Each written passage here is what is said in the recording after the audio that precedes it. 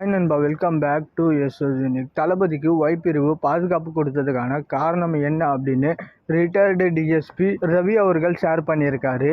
அதாவது இந்தியாவில் பார்த்தீங்கன்னா மொத்தம் 5 கேட்டகரிக்கு கீழே பாதுகாப்பு வழங்குறாங்களாம். Z+, X, Y+, இந்த மாதிரி 5 பிரிவுகள் இருக்கான். அண்ட் இது இல்லாமல் எஸ்பிஜின்னு ஒன்று இருக்கு. அது பிரைம் மினிஸ்டருக்கு மட்டும் கொடுக்கறது தான். அண்ட் அதுக்கான செலவு மட்டுமே வருஷத்துக்கு 528 கோடி ஆகுமா.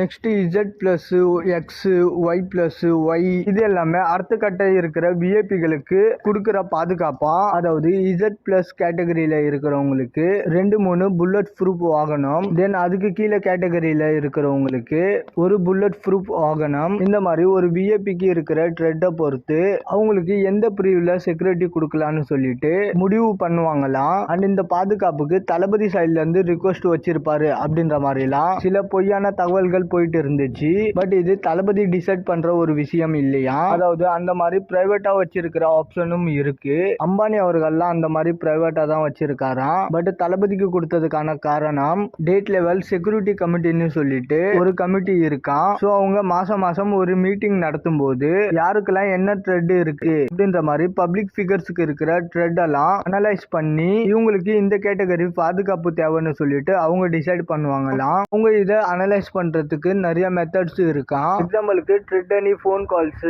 ட்ரெட்டனி லெட்டர்ஸ், இந்த மாதிரி அன்அனிமஸான மிரட்டல்கள், இந்த மாதிரி விஷயங்களை வச்சுதான் அதை முடிவு பண்ணுவாங்களாம். சோ அந்த மாதிரி நடந்த ஒரு கமிட்டில தான் தளபதிக்கு பாதுகாப்பு வேணும்னு சொல்லிட்டு அவங்க டிசைட் பண்ணிருக்காங்க.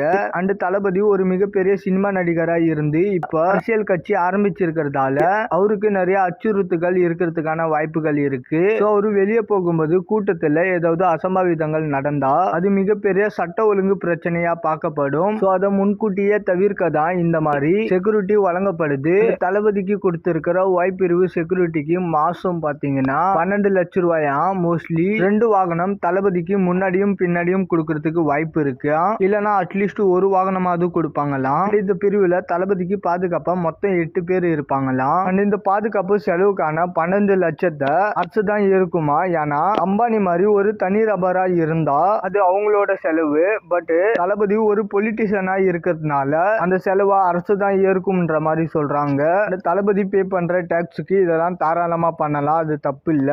இந்த ஒய் பிரிவு பாதுகாப்புன்றதுக்கு பின்னாடி இவ்வளவு பெரிய விஷயம் இருக்குதுன்றது இப்பதான் தெரியுது. இனிமேல் தளபதி பப்ளிக் வரும்போது முட்டை அடிக்கிறது, தக்காளி அடிக்கிறதுன்னு சொல்லிட்டு பிளான் போட்டா இனிமேல் தூக்கி சொருவுறது தான். ஓகே நண்பா, இதை பத்தின உங்களோட கருத்துக்களை கமெண்ட்ல சொல்லுங்க. அண்ட் இந்த மாதிரி தளபதி பத்தின அப்டேட் தெரிஞ்சுக்க மறக்காம யூனிக் சேனலை சப்ஸ்கிரைப் பண்ணி சப்போர்ட் பண்ணுங்க. இதோட வீடியோ முடிச்சுக்கிறேன். ஓகே, பாய்.